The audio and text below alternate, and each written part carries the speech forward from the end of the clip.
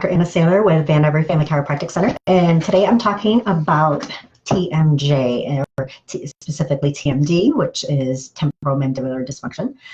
So I wanted to talk to you about your jaw and how a little bit some tips and how chiropractic can help.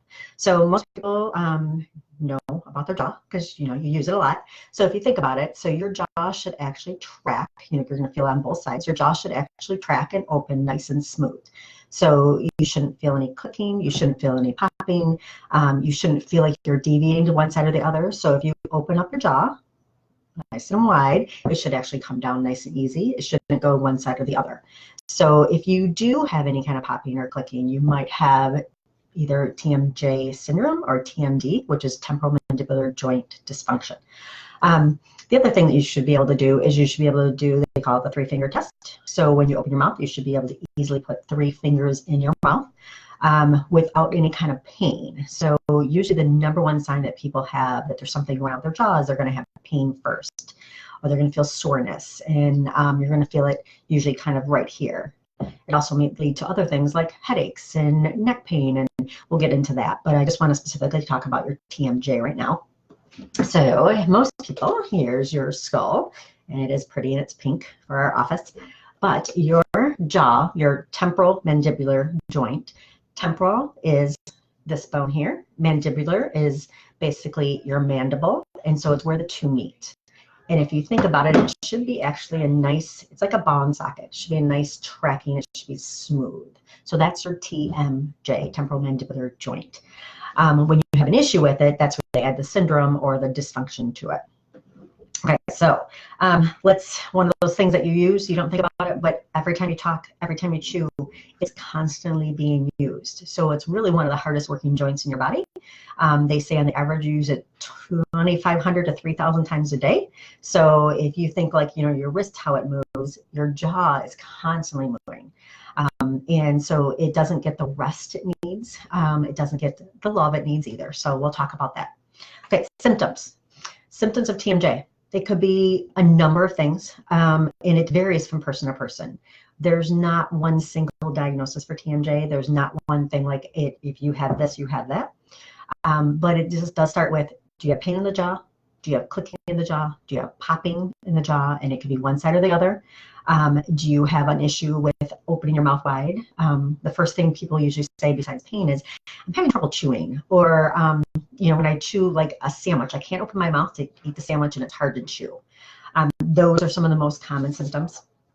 But it also can lead to, we hear a lot where people are like, I have pressure in my head, I have a headache, I'm having issues with my neck too, and it's all related. So what are the causes? They can vary widely. So, and a lot of times you don't even know. The number one thing we hear is, I just woke up with it and I have no idea why my jaw is hurting. Some people can find a trigger, like you might be able to say, you know what, I was eating a lot of pizza last night and I was chewing and it didn't feel good. But it could be an injury. So we see a bump in the head. If you get hit in the head, or we have a lot of athletes. So a lot of times, you take the ball to the head and you don't think about it, but it's going to affect your jaw. And one of the big things too is dental work. So if you are going to the dentist and having a lot of dental work, if you think about it, your mouth is open for a good hour and a half for a procedure. If you're doing something like a crown or something big, it's actually going to open up your jaw. And if it's not in a good position, it can drop down and cause issues with pain. So dental work is the number one thing too. But we also have to look at the body.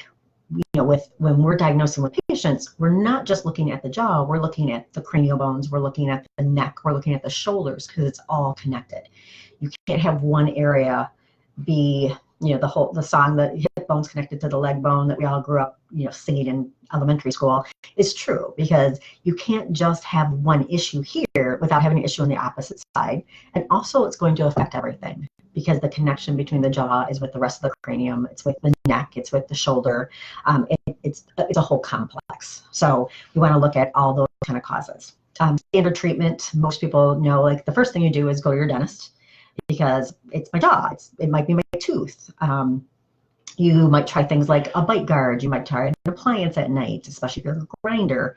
If you think about it, when you sleep and you're tense and you're grinding at night, it's, we just talked about, your jaw overworks and it's working 3,000 times a day.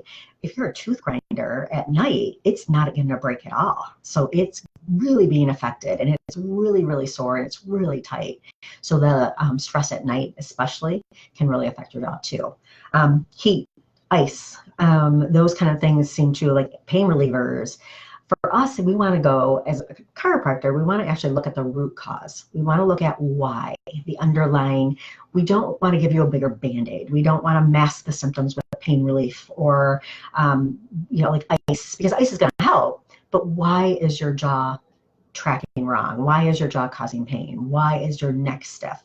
Those are the kind of things chiropractically we want to look at too. So we want to work hand in hand with your dentist, or work hand in hand with the person that you're having them look at your jaw, and make sure that you're in a really good position. So you might be wondering, like, how does chiropractic help? Like, how can we adjust it? Which we can, and it's pretty darn cool that we can actually adjust it.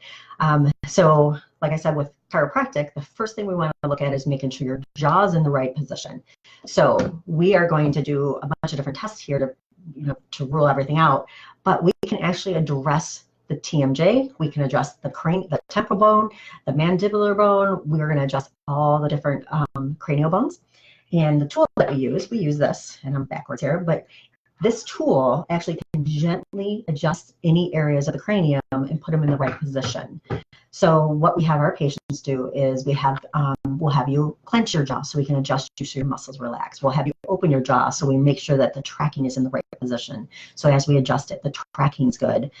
We'll have you actually make sure you deviate right side to the left side so that all the muscles and ligaments are feeling really good and really not causing tension. So chiropractically, we have to look at the jaw, and then chiropractically, we have to look at the rest of your cranium, because it doesn't just affect one area. So cool things, like we actually adjust a lot through the roof of your mouth. So we'll have a patient, and it's hard to see with the skull, but we'll have a patient open their skull, or open their mouth, not their skull, sorry, not your skull. Open your mouth, and we can actually adjust from the inside of the jaw too, to make sure it's in the right position.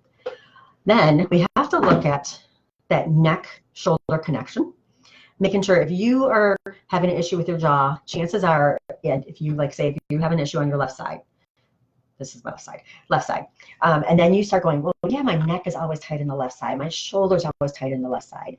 That's a connection point. So we want to make sure that we address your jaw, but we also want to make sure we're adjusting your neck and your shoulders. The interesting thing, though, most people don't think about it, but there's a whole cranial sacral component. So there's a component to your cranium, and there's a component to your sacrum. So if your sacrum, which is your tailbone, is off, it can directly put tension on your cranium. So if you think about it, if you just tuck your chin down, sometimes you can actually feel how it pulls the whole body. So we have to make sure that your pelvis is stable. We have to make sure that your whole tailbone area is stable. And a lot of times that actually helps the jaw. And it seems weird. Like, how can adjusting my pelvis make my jaw feel better? But there's this whole connection point between the very top and the very bottom. So we address you as a whole. We can't just do one area. So hopefully that makes sense. And obviously, if you're having an issue with your jaw and you want it to be addressed and you want it to be looked at, talk to us, call us here, and see if there's something else that we can do.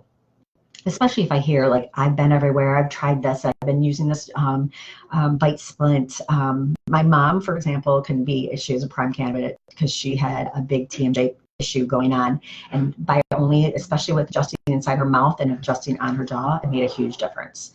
So we worked hand in hand with her dentist to make sure that everything was working really good together. So if you have any questions, please call us, ask. You can send messages here through Facebook.